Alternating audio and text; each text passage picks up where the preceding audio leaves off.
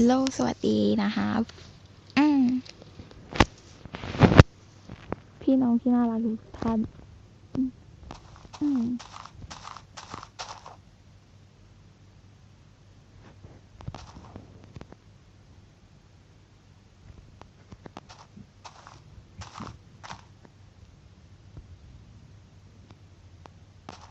ตัดต้นไม้มีแต่ต้นไม้เอาตอนนี้ละ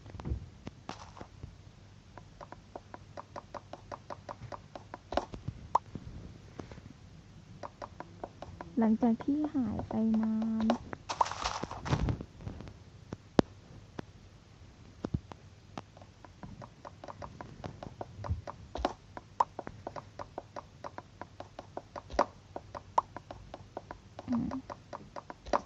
มาแต่นั้นเลยทีเดียวนะคะผมซึ่ง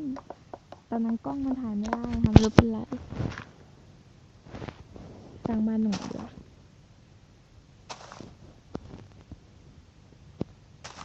ข้างในบ้าน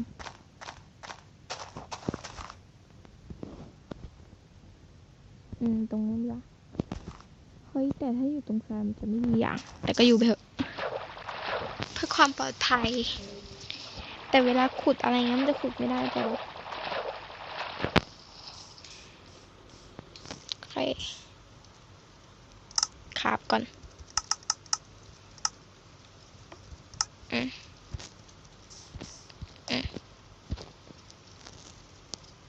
โอ้ยโอเคนี่หนึ่งอันนี้หนึ่งโอเคเดี๋ยวเอาบ้านดูกันโอ้ยวันแรกเล็กๆก็พอค่ะไม่ต้องใหญ่มากโอเคไปตัดไม้เพิ่มแป๊บ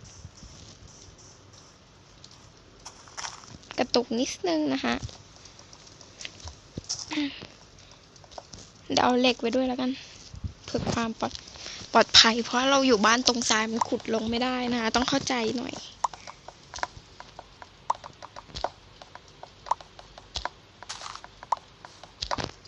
โอเค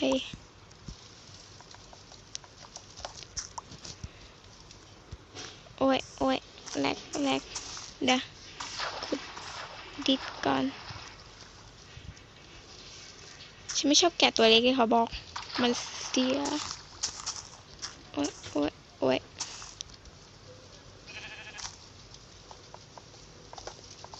1 2 3 4 5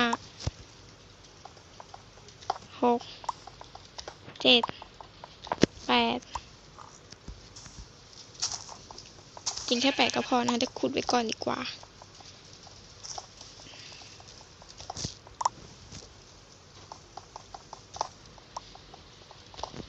แต่ต้นไม้ก็สำคัญเช่นเดียวกันนะฮะต้นไม้กับอิฐเนี่ยสำคัญพอควรเลยทีเดียวต้นไม้ได้โอ้ยอย่าดีความแหลกทำให้ทำอะไรไม่ค่อยทำอะไรได้เชื่องช้ามาก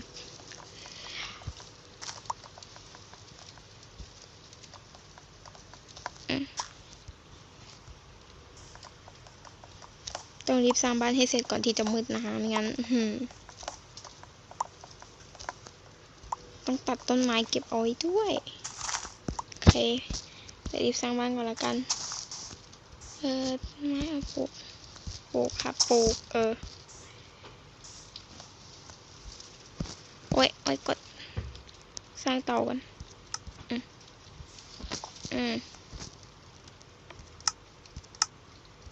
12พอเอาให้อยู่รอดคืนแรกก็พอเดี๋ยวจะเอาไอ้นี่ก่อน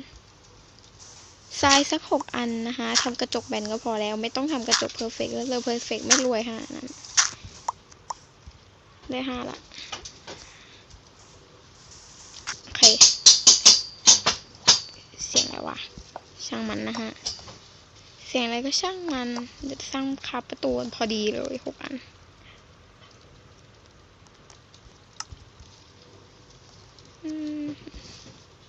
ตรงนี้ดีกว่า อืม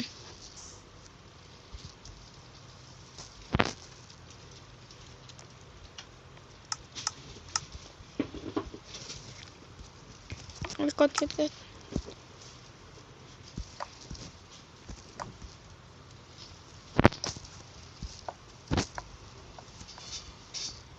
๋ยวตรงนี้ทำเป็นกระจก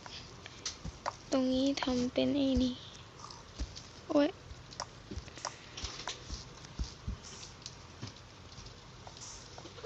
โอ้ยแรกอืม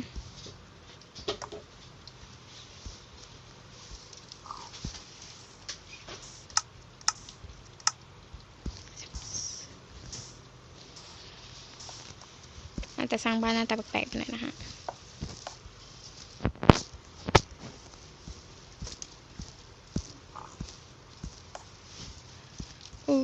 กด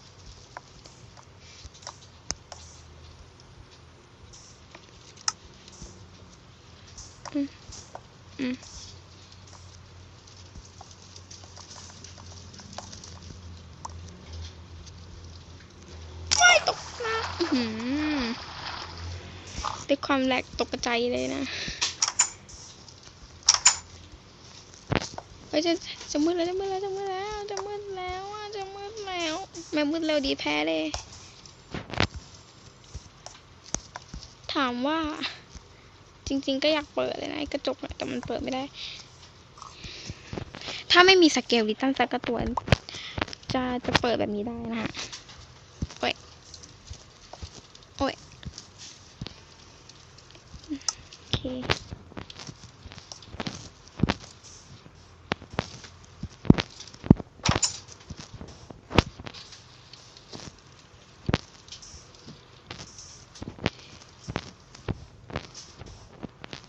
อย่าเพิ่งตก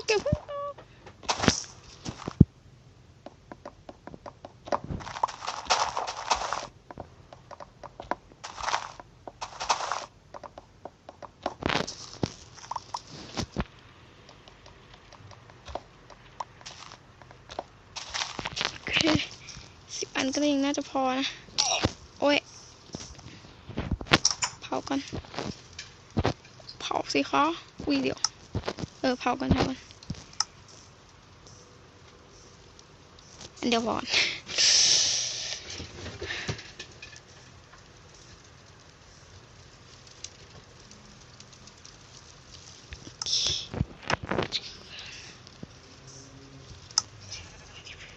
ไปหมดเลย6 อัน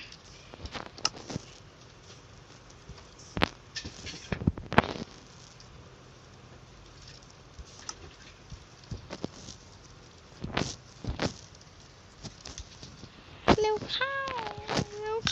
เร็วโอ้โหได้อันเดียวเองเร็วค่ะที่ไฟก่อนแล้วกัน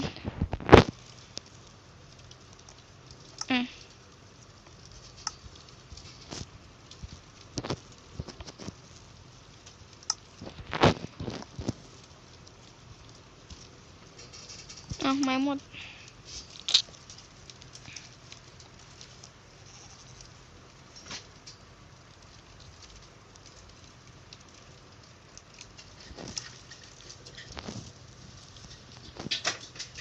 ดาบ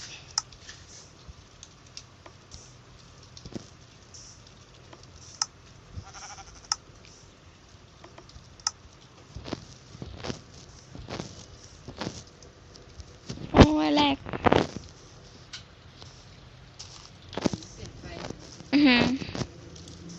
แล้วแต่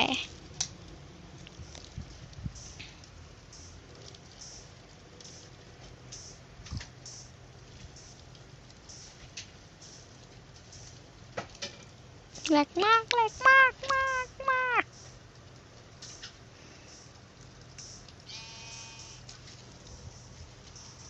เจ๊โอ้ยผิดได้แล้วแปะข้างนู้นนี่มันแปะข้างนี้โอเค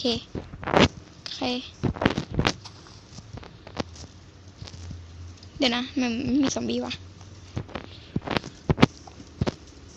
ยายพี่จะผิดไม่ตลอดอะมึงช่างมัน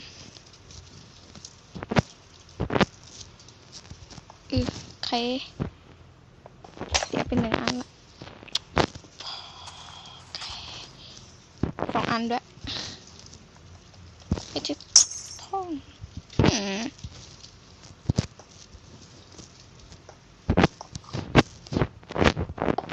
ใคร